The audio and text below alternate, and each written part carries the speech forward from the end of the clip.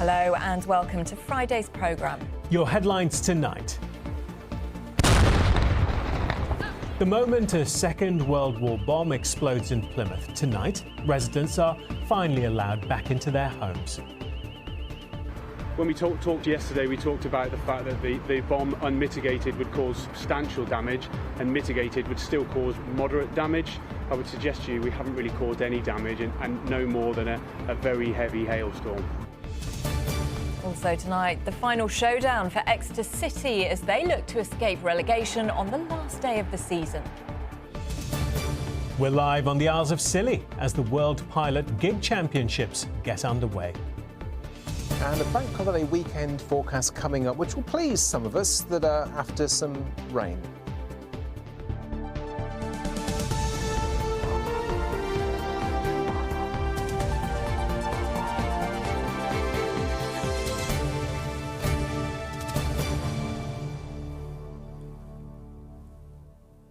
Good evening. First tonight, after nearly 3 days of havoc caused by the discovery of a 250-kilo Second World War bomb in Plymouth, this was the moment it was detonated earlier today.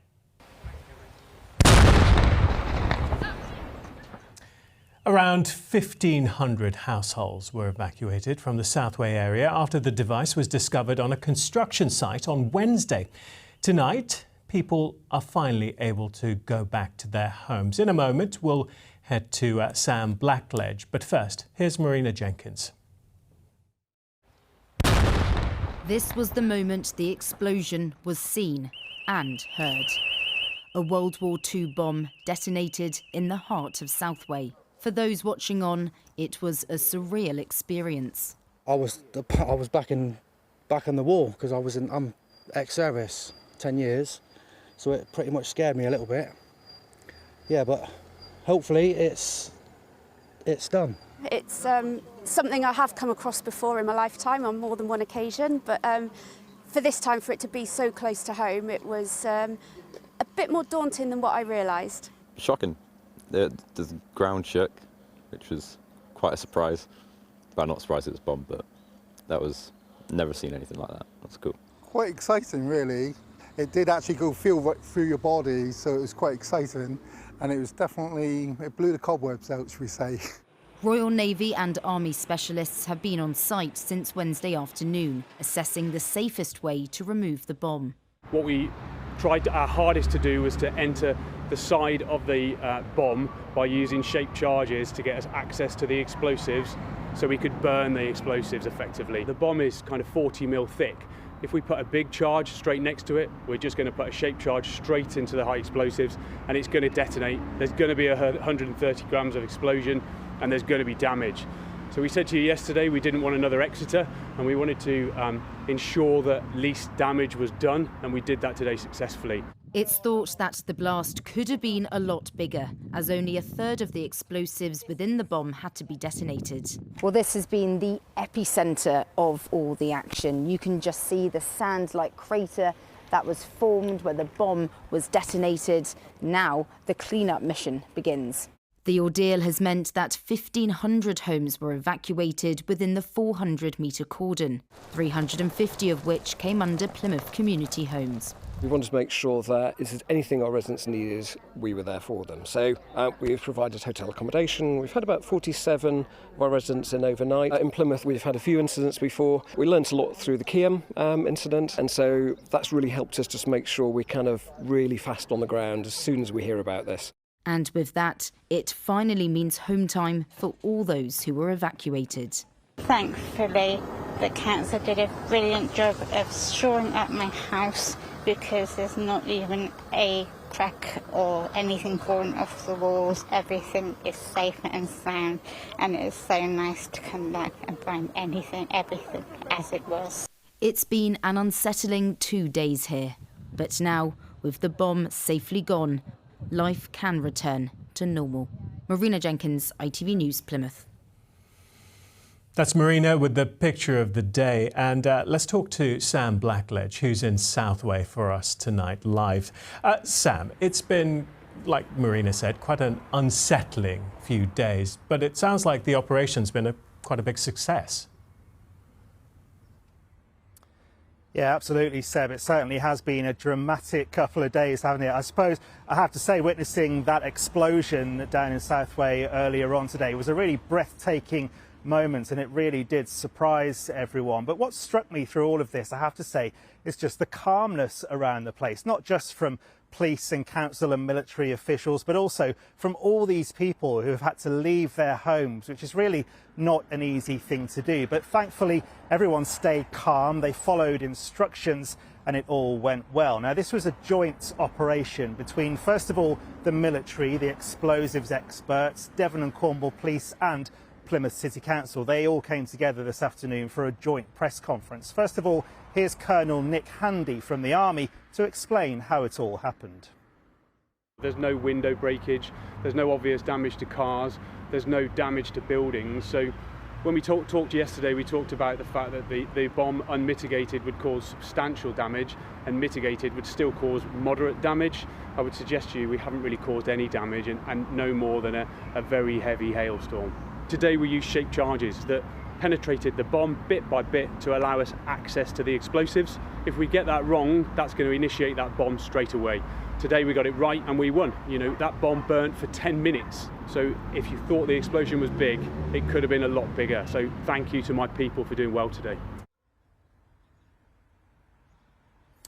Well, of course, this is not the first time that an unexploded German World War II bomb has been found here in Plymouth. In fact, this was the third time that this has happened in a residential area in the city in the past 2 years. And the police today told us that every time it happens, it presents new and unexpected challenges.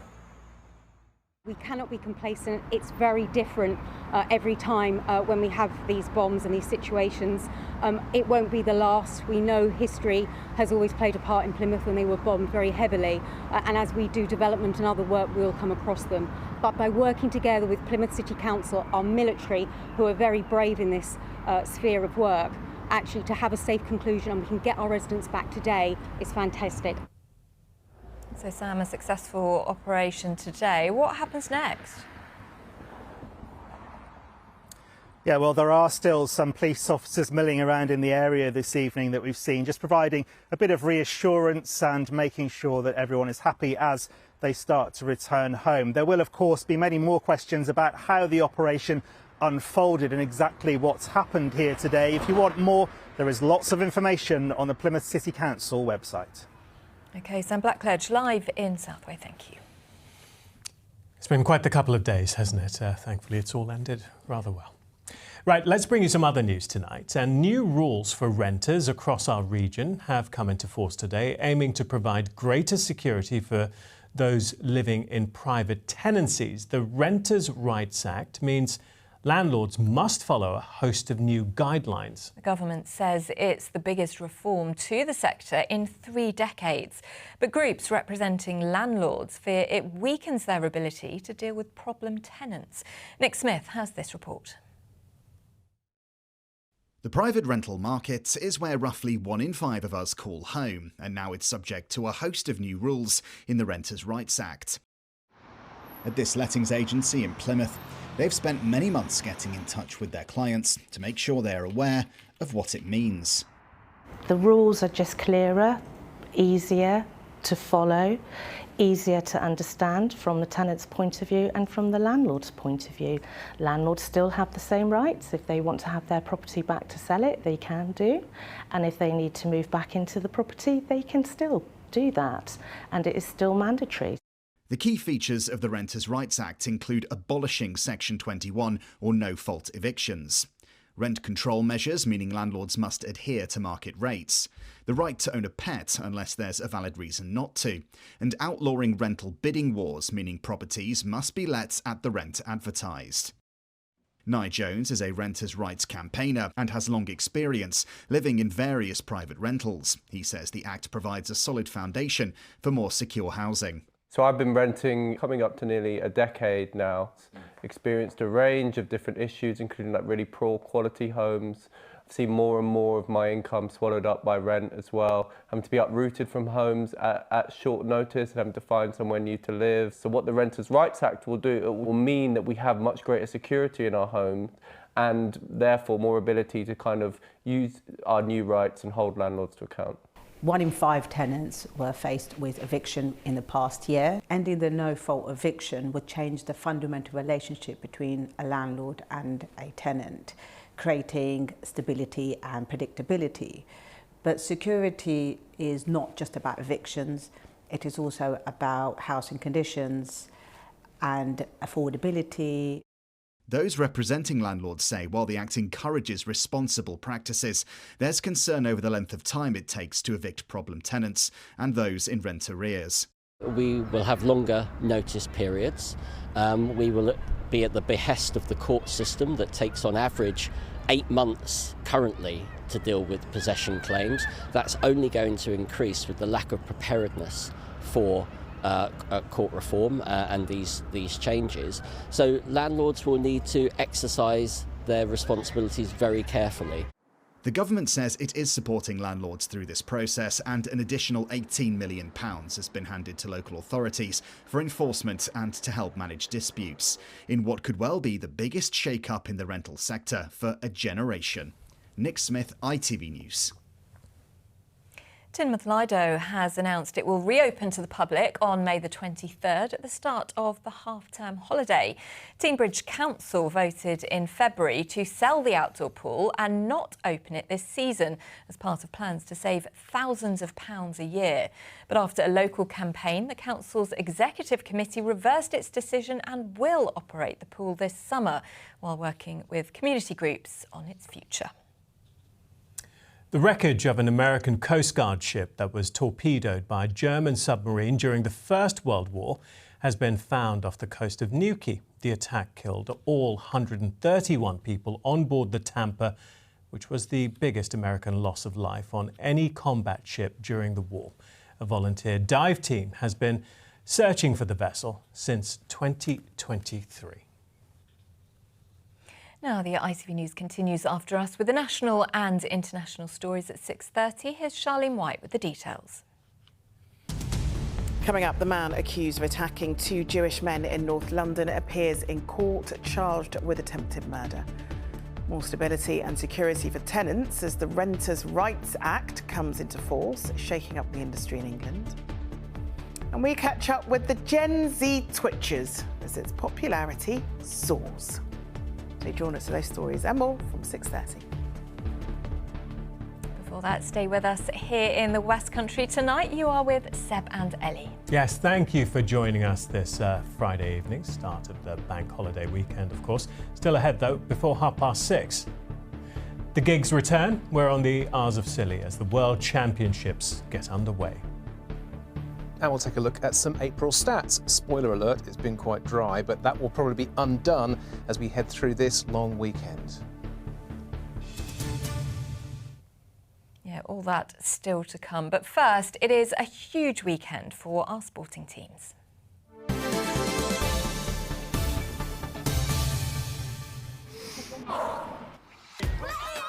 Powering local sport in the community. Octopus Energy sponsors ITV Regional Sports Report.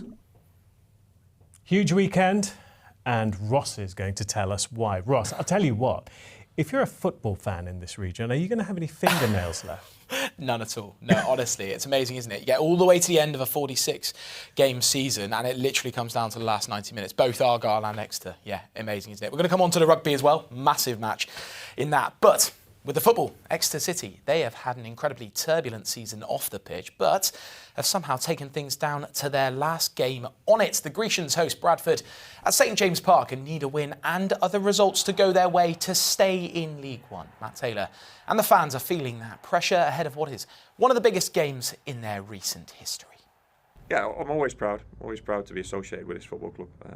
I've never had any other feeling towards it from the moment I signed as a player to right now. I've never had any other feeling towards this football club. Yeah, special in so many ways, and this is a league we want to be in and want to stay in, and we are fighting for our lives not to be that fourth team.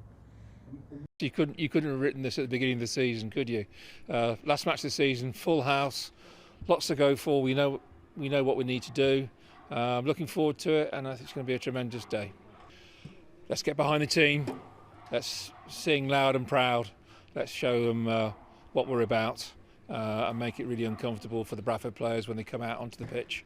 Let them know that they're at the home of Exeter City. I'll tell you what, the Big Bank does get going, to be fair, St James Park, so fingers crossed for Exeter. Anyway, elsewhere, Plymouth Argyle, they're on the road and are hopeful that tomorrow won't be the end of their season either. Tom Cleverley's side travelled to relegated Northampton, hoping for a win and for other results to go their way so they can sneak into the playoff spots. The Green Army have been one of the most informed teams in the division since they hit the bottom of the league in November of last year. It's obviously a very exciting day ahead on Saturday. You are where you deserve to be at this stage of the season. And yeah, we approach Saturday in really good form, high in confidence, and really focused on doing our job, which is what it's all about. We'll maybe get reports of what the results are elsewhere in late into the day, which is normal, but yeah, the preparation has all been about how do we give ourselves the best chance of winning the game. Yeah, you talk about that. No nails anywhere in Devon, that's for sure. So, should we take a look at how the table is looking for both of our sides? Starting at the top, then you can see there. Plymouth Argyle, if they win, they'll obviously gain 3 points and can hopefully chase down Stevenage, who are in the last promotion spots. Lincoln and Cardiff obviously already up. The next 4 going into the playoffs. At the bottom of the table, Exeter City occupying that last spot, the 4th. Now, they are currently on 49 points. If they win and they go to 52, they could well stay up. Leyton Orient are actually playing Burton Albion. You can see both teams there. They obviously, Exeter played Burton last weekend, unable to get the win in that one. But yeah, it will be incredibly exciting to see what happens. I mean, on that, if Exeter City get to 52, it's very rare a team ever gets relegated on that many points. So they will be incredibly unlucky. But it will go down to the bitter end, I am sure. 2 other things to mention as well, though. Best of luck to Argyle women. They have a playoff against Wolves, and Torquay United, they are in the National League South playoffs against Dorking Wanderers. See how they get on as well. And it's a big weekend in rugby, as you were saying as well, isn't it, Ross? Can the Chiefs do it? Can they make it to that final? Yeah, hopefully. Yeah, European Challenge Cup final, obviously. Not to be forgotten, their European journey continues. This weekend, they travel to Northern Ireland with a place in the final of the Challenge Cup on the line. Rob Baxter's side, well, they'll face Ulster for a spot in the showpiece in Bilbao in a few weeks' time. It's a huge match, and the director of rugby is hopeful of giving fans something to cheer about after this weekend. Well, it's a semi-final of a knockout competition. It's going to be a pretty big challenge. Obviously, at their stadium, I imagine they'll get a good crowd in. You have two ways of looking at all these competitions. You can feel daunting. It's daunting, and it's a challenge, and this is tough, but the reality is it's brilliant. It's brilliant to be in a European semi-final. It's brilliant to be in the top 4 of the Premiership. They're fantastic opportunities for us. Tell you what, you'd love to play for him, wouldn't you? Oh. Playing everything down, very casual. You'd love to be in the position they're in. He's too chilled, too chilled. Ross, thank you. What a weekend, Ross, thank you.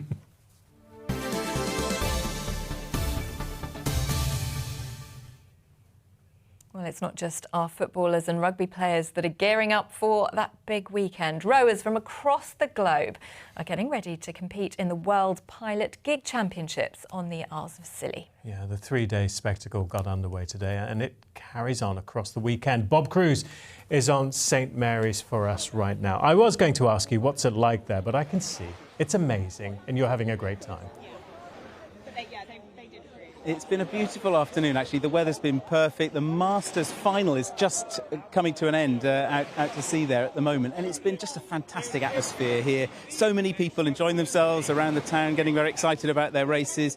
This is the New Quay Rowing Club team. They did pretty well earlier on. I'm joined here by Ellie. Ellie, how did you get on? And you're in the Vets race, yeah? Yeah, so we're in the Ladies Vets. We came 7th in the St Agnes race, which is the seeding race. And then we've just been in our first Nut Rock race, which we came 8th.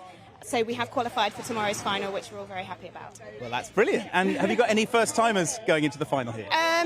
It's Kira's first time in the final for us, but the rest of us are all old hats. You know exactly what you're doing. Yeah. Just tell me a bit about this weekend, how important this is for you and for your rowing club and for what everybody does in this wonderful sport. It's, I mean, as you can see when the weather's great, it's just such a beautiful place to be on. Everyone is bringing their A game. Everyone's in a really good mood. We trained so hard all winter for this one weekend, and you want to go out and put your best performance out there. and when you're on the water, it's just like you're in the zone, aren't you? You're focused, Yeah. but then everybody's friends again at the end, and I love that. Yeah, totally. There is rivalry on the water, but in general, you get out the gigs, everyone's friends, everyone just wants to come here and have a good time. And supportive of each other, because the team that are next to you here, the Boscastle and Crackington, they've got through to the Super Vets final for the first time ever. Brilliant. And they're all really supporting each other. Ellie, thank you very much. Have a great weekend. Good luck in the final tomorrow. It's going to be an amazing weekend of racing ahead here. It really is. Looks amazing there. Bob, thank you so much. So jealous. Those blue skies, it looked beautiful, didn't it? I know. Well, time to catch up with Charlie now and see if those blue skies are set to continue. Charlie, how is it looking for the weekend and for the rest of us as well? Under pressure, Charlie, come on. No, the blue skies probably aren't going to last all that much longer. I'm very sorry. But April has been quite a month when it comes to blue skies and sunshine, but also for lack of rainfall as well. We only got about 52% of average during the course of last month. It was a top 10 for temperature and nearly a third more sunshine. So, yeah, it was quite a month, and today has been a bit mixed. We got off to a bit of a cloudy start, some further outbreaks of rain, but it did brighten up quite nicely. You saw how much sunshine there was with Bob just then. But our high pressure that's brought all this fine weather is sliding away towards the east of us, which is going to allow developments to work in from the south, and that's what we'll see this weekend, which is why those blue skies probably won't last for that much longer. So yes, a slightly messy, busy-looking satellite picture in need of some rain, but it's a hard sell, isn't it, when it coincides with a holiday weekend? Ancient sites will clear, bringing local dishes in the afternoon. TUI sponsors ITV West Country weather. So, some much needed rainfall, just at the wrong time perhaps for a bank holiday weekend. Fairly typical though, I guess, isn't it? But yeah, something a little wetter arriving later tomorrow. Temperatures that little bit lower than we have been used to. Maybe slightly fewer showers on Bank Holiday Monday itself though, because there's approaching low pressure, although it will bring with it some fairly persistent and at times quite heavy rain.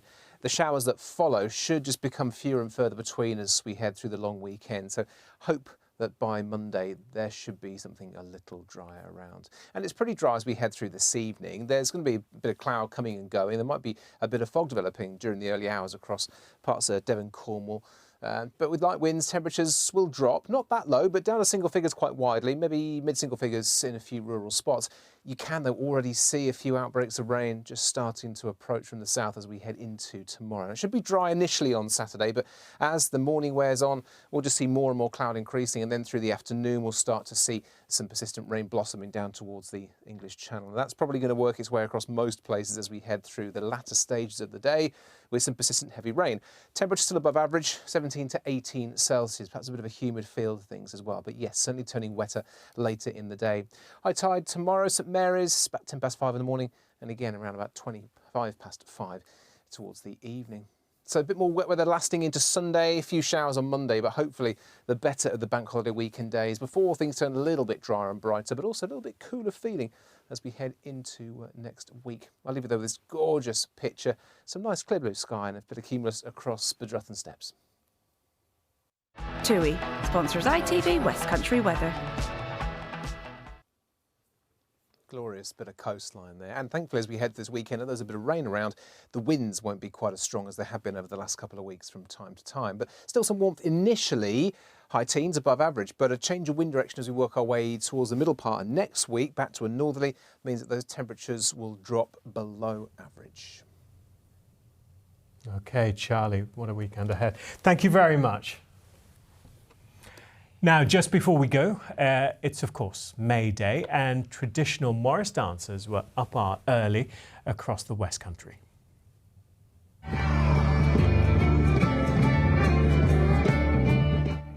at Haytor, the crowds were treated to a fire dance at sunrise by a couple of alternative folk groups.